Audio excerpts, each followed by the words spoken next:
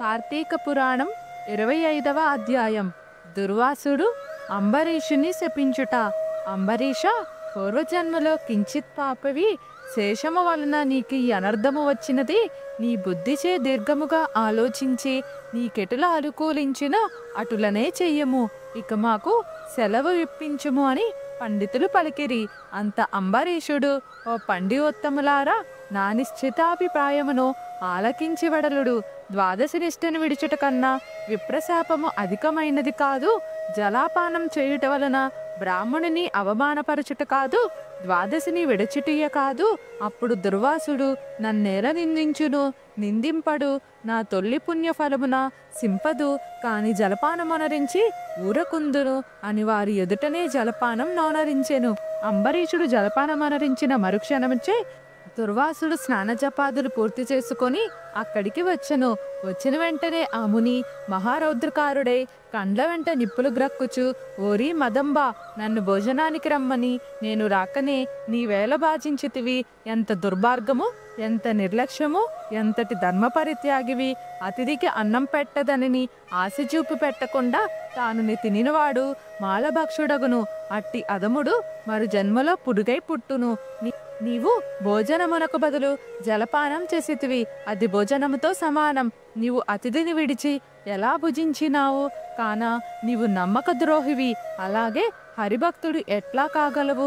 శ్రీహరిబ్రాహ్మణావా, మానవును స్నహింపుడు మమ్మేవ మానించుటయనినా శ్రీహరిని నీ అవమానపరచుటయే కాక నీ వంటి హరినిందాపరుడు మరి ఇక్కడు లేడు. నీవు మహాభక్తుడు అని గర్వము కలవాడివై ఉన్నావు.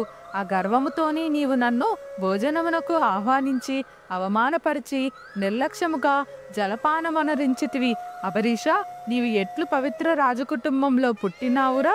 నీ వంశము కళంకము కాలేదా అని కోపముతో నోటికి వచ్చినట్లు తిట్టెను. అంబరీషుడు మునికోపమునకు గడగడా వణుకుచు ముకుళిత హస్తములతో, మహానుభావ, నేను ధర్మహీనుడును.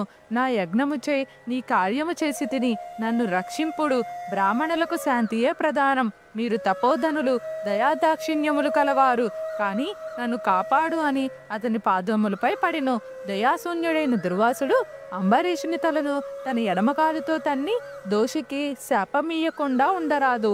నీవు మొదటి జన్మలో చేపగాను, రెండవ జన్మలో తాబేలుగాను, మూడవ జన్మలో పందిగాను, నాలుగవ జన్మలో సింహంగాను, ఐదవ జన్మలో వామనుడుగాను, ఆరవ జన్మలో క్రూరుడవుగాను, బ్రాహ్మణుడవుగాను, ఏడవ జన్మలో మధుడవైనుగాను, రాజుగాను, ఎనిమిదవ జన్మలో రాజ్యము కాని సింహాసనము గల నట్టి రాజుగాను, తొమ్మిదవ జన్మలో పాషాండ మతస్థునిగాను, 10వ జన్మలో పాపబుద్ధి గలదయలేని బ్రాహ్మణుడుగాను పుట్టెదువుగాక అని వెనక ముందు ఆలోచించక శపించెను.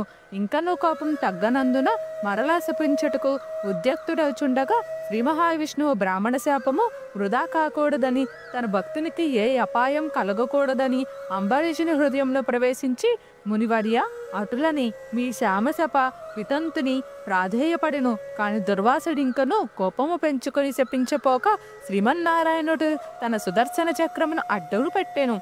ఆ సుదర్శనము కోటి సూర్య ప్రభలతో అగ్నిజ్వాలలు గ్రక్కుచు దుర్వాసునిపై పడబోయెను. అంత దుర్వాసుడు ఆ చక్రము తనని మసి చేయునని తలిచి ప్రాణముపై ఆశ కలిగి అచటి నుండి బ్రతుకు జీవుడా అని పరిగెడెను. మహాతేజస్సుతో చక్రాయుధము దుర్వాసుని తరుముచుండెను.